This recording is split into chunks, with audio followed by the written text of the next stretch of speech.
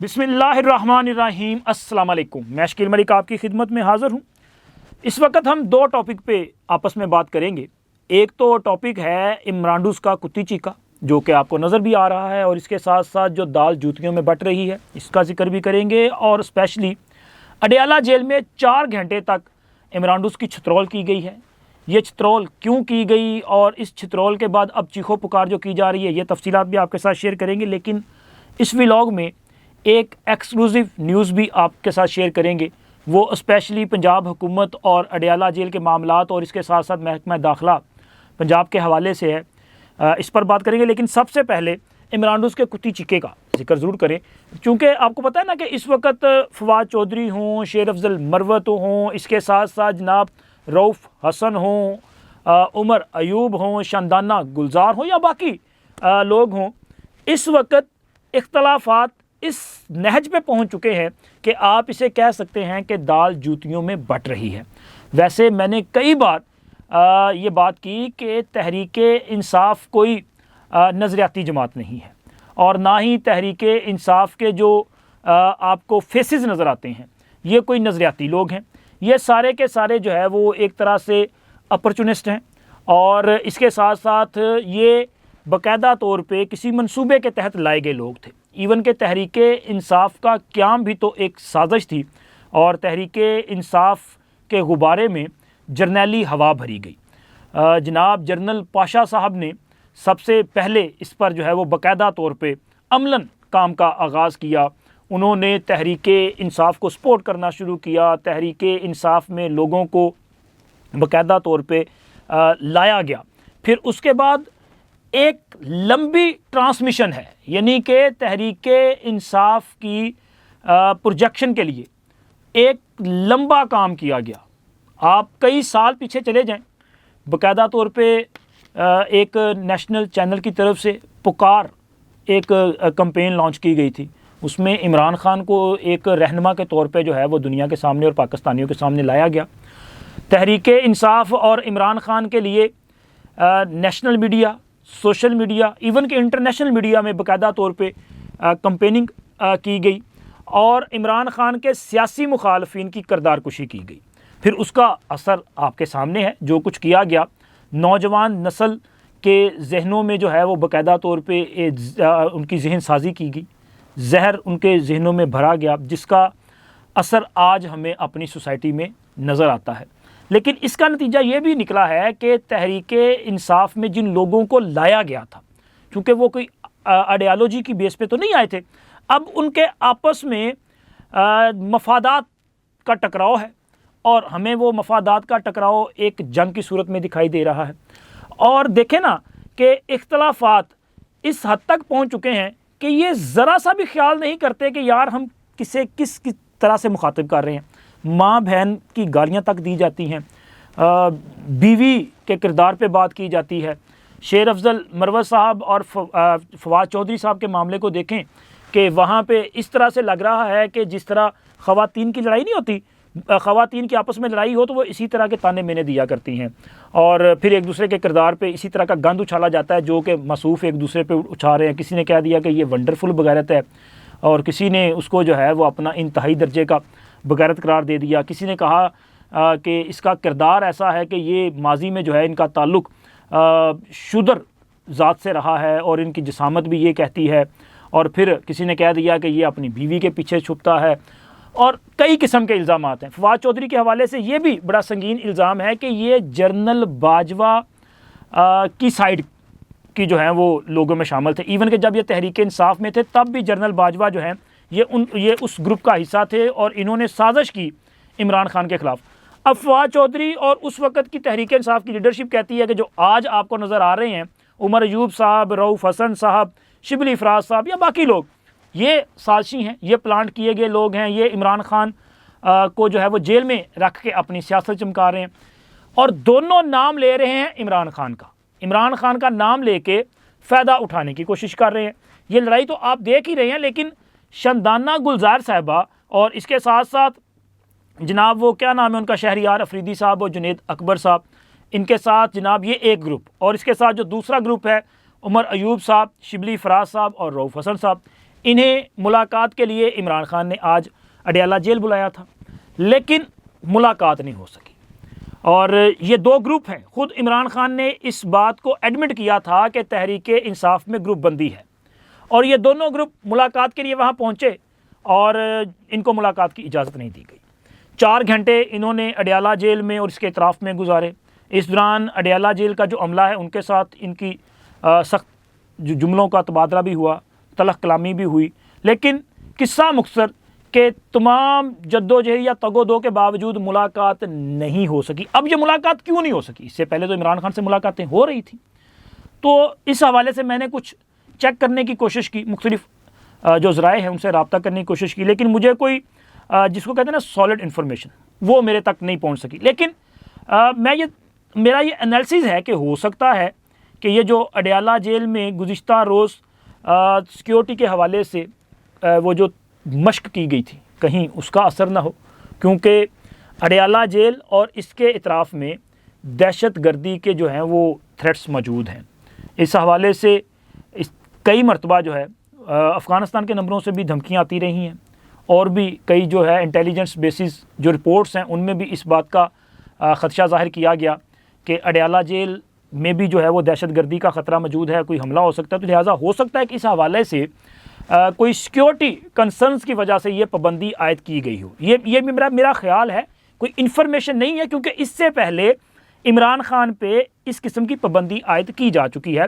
Security concerns کی وجہ سے۔ اب ظاہر ہے جب اس حوالے سے آفیشلی کوئی چیز سامنے آتی ہے تو تبھی پتہ چلے گا، لیکن عمران خان کے حوالے سے جو ایک اتھینٹک انفارمیشن میرے پاس ہے وہ بہت اہمیت کی حامل ہے۔ وہ انفارمیشن عمران خان کے مستقبل،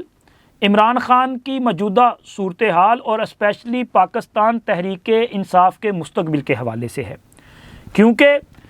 یہ جو اس وقت ہمیں سچویشن نظر آ رہی ہے یہ تو آپس میں دست و گریباں بالکل ہیں، اور اس وقت ایک مفادات کا ٹکراؤ نظر آ رہا ہے، اور لگ یہ رہا ہے کہ تحریک انصاف 2 نہیں کئی گروپوں میں تقسیم ہے۔ ابھی تو 2 گروپ جن کا میں نے ذکر آپ کے سامنے کیا، اس کے علاوہ خیبر پختونخوا میں کئی گروپس ہیں، مرکز میں بھی کئی گروپس ہیں۔ ابھی تو آپ دیکھیے گا کہ آنے والے دنوں میں اور بھی بہت ساری اس طرح کی جو پاکٹس ہیں وہ نظر آ سکتی ہیں، کیونکہ جیسے جیسے وقت گزرتا جا رہا ہے ویسے ویسے عمران خان سیاست سے آؤٹ اور کمزور ہوتے جا رہے ہیں، اور عمران خان نے خود ایسی گراؤنڈز پیدا کر دی ہیں کہ جس کے بعد ان کے خلاف سخت کارروائی جو ہے وہ ہو سکتی ہے۔ گزشتہ روز پنجاب کابینہ کی طرف سے ایک شکایت کی جو ہے وہ اپروول دی گئی تھی، جو کہ ایک صحافی کی طرف سے شکایت تھی کہ جی عمران خان جو ہے وہ ملک دشمن سرگرمیوں میں ملوث ہیں، یہ ملک کو نقصان پہنچانا چاہتے ہیں، اور اس شکایت کی منظوری کے بعد کیا پنجاب حکومت عمران خان کے خلاف بغاوت کا مقدمہ درج کروانے کا اقدام کرنے جا رہی ہے یا نہیں؟ اچھا، اس کے لیے میں نے ایک قانونی ماہر ہیں جناب اپنا آفتاب باجوہ صاحب، عام طور پہ تو وہ تحریک انصاف کی فیور میں بات کر رہے تھے، لیکن ظاہر ہے ان کا ایک جو فوجداری معاملات ہے اس میں ویل انفارمڈ ہے، تو ان سے وہ میں نے فون پہ گپ شپ کی تو ان سے ذرا چیزیں سمجھنے کی کوشش کی۔ ایک تو یہ ہے کہ یہ جو غداری کا معاملہ ہوتا ہے نا، اس میں انڈیویجول کوئی بھی درخواست نہیں دے سکتا، جس طرح کہ جناب پرویز مشرف صاحب کے خلاف آرٹیکل 6 کی کارروائی کا آغاز کیا گیا تھا، تو اس کے لیے سپریم کورٹ کی طرف سے یہ ہدایت جاری کی گئی تھی کہ پرویز مشرف نے یہ جو 2007 میں ایمرجنسی نافذ کی تھی وہ آئین کو وائلیٹ کیا تھا، اور اس اقدام پر ان کے خلاف آئین توڑنے کا مقدمہ درج کیا جانا چاہیے، یعنی کہ بغاوت کا مقدمہ، آرٹیکل 6 کا مقدمہ۔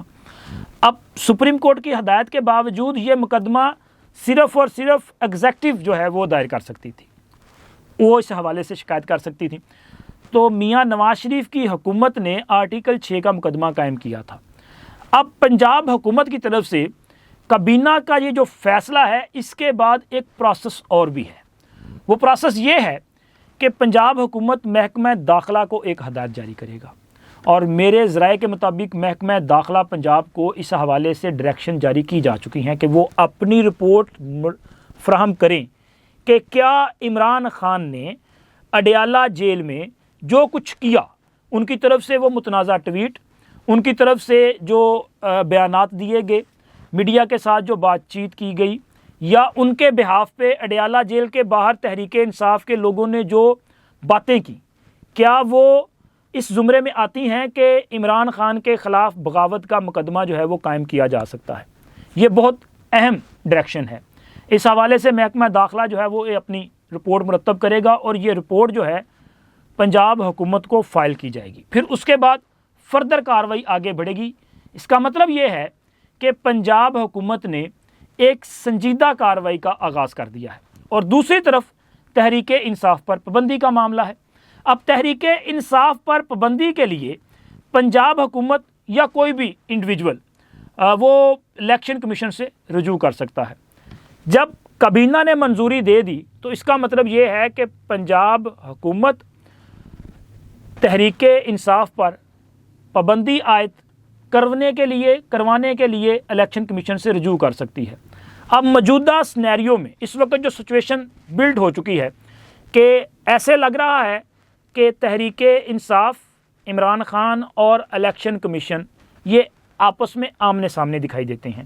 اسپیشلی انٹرا پارٹی انتخابات سے جو معاملہ سٹارٹ ہوا، پھر وہ آگے بڑھتا لیول پلینگ فیلڈ، پھر اس کے بعد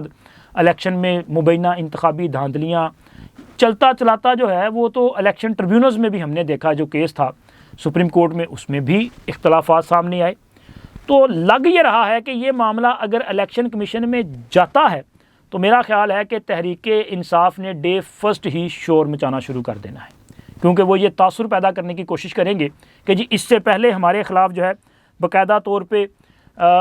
انتقامی کارروائی، مطلب وہ کہتے ہیں کہ جی ہمارے حوالے سے الیکشن کمیشن جو ہے وہ جانبداری کا مظاہرہ کر رہا ہے، تو وہ یہ شور مچانے کی کوشش کریں گے۔ لیکن پنجاب حکومت کی یہ کوشش ہے کہ وہ سالڈ گراؤنڈز پہ اگر ان کے خلاف شکایت درج کروانی ہے تو سالڈ گراؤنڈز پہ کرے، تاکہ کسی قسم کا کوئی قانونی سکم باقی نہ رہے۔ ویسے تو تحریک انصاف پر کئی ایک الزامات ہیں۔ سب سے بڑا الزام تحریک انصاف پہ 9 مئی 2023 کا ہے، چونکہ 9 مئی کو جو کچھ کیا گیا اس سے تو تحریک انصاف انکار نہیں کر سکتی۔ اب یہ الگ بات ہے کہ تحریک انصاف کہتی ہے کہ جی یہ فالس فلیگ آپریشن تھا، ہمارے خلاف آپریشن تھا۔ آپ ایک لمحے کے لیے اس معاملے کو الگ کر لیں کہ جی فالس فلیگ آپریشن تھا یا نہیں تھا۔ آپ صرف یہ دیکھیں کہ وہاں پہ جن لوگوں نے جا کے احتجاج کیا، یا جو لوگ لبرٹی چوک سے کور کمانڈر ہاؤس کی طرف لوگوں کو لے کے گئے، یا جو لوگ لیاقت باغ سے GHQ کی طرف لوگوں کو لے کے گئے، یا جو لوگ مختلف پاکستان بھر میں جو مختلف مقامات پہ 200 سے زائد مقامات پہ یہ جو ایٹ اے ٹائم احتجاج ہوا، اور وہ تمام کے تمام مقامات جو ہیں وہ آرمی انسٹالیشنز کی زمرے میں آتی ہیں، تو آپ اس کو ذرا یہ سوچیں کہ کیا یہ اچانک ہوا؟ اچانک نہیں ہوا۔ یہ اس بات کی طرف اشارہ ہے کہ یہ باقاعدہ طور پہ پری پلانڈ تھا، اور اس کا پہلے سے منصوبہ کیا گیا تھا، اور اسی منصوبے کو ایگزیکیوٹ کیا گیا 9 مئی کو عمران خان کی گرفتاری کے بعد۔ اور وہاں پہ احتجاج کرنے والوں میں کیا تحریک انصاف کے لوگ نہیں شامل تھے؟ آپ ایک عام کارکن کو چھوڑیں، کیا آپ کو احتجاج کرنے والوں میں یاسمین راشد نظر نہیں آ رہی تھی؟ کیا آپ کو احتجاج کرنے والوں میں عمران خان کی بہنیں نظر نہیں آ رہی تھیں؟ کیا احتجاج کرنے والوں میں عمران خان کا بھانجا حسان نیازی نظر نہیں آ رہا تھا؟ کیا احتجاج کرنے والوں میں وہ اپنا محمود الرشید صاحب یا اعجاز چودھری صاحب یا اور تحریک انصاف کے وہ لوگ جو اس وقت بھی گرفتار ہیں یا جن کے خلاف کیسز ہیں، کیا وہ نظر نہیں آ رہے تھے؟ تو اس کا سیدھا سا جواب ہے کہ بالکل یہ لوگ وہاں پہ موجود تھے۔ اب یہ اپنی موجودگی کو کس طرح سے جو ہے ڈینائی کر سکتے ہیں، کیونکہ کیس تو بڑا سیدھا سا ہے کہ اگر تحریک انصاف نے یہ سب کچھ کیا ہے تو پھر ایسی جماعت کو بطور پولیٹیکل پارٹی ملک کے اندر کام کرنے کی کیسے اجازت دی جا سکتی؟ ویسے تو مولانا فضل الرحمان اس سے بھی آگے معاملے کو لے کے جا چکے ہیں۔ الیکشن کے حوالے سے مولانا فضل الرحمان نے جو بات کی کہ خیبر پختونخوا میں مسلح جتھوں کی زیر نگرانی الیکشن ہوا ہے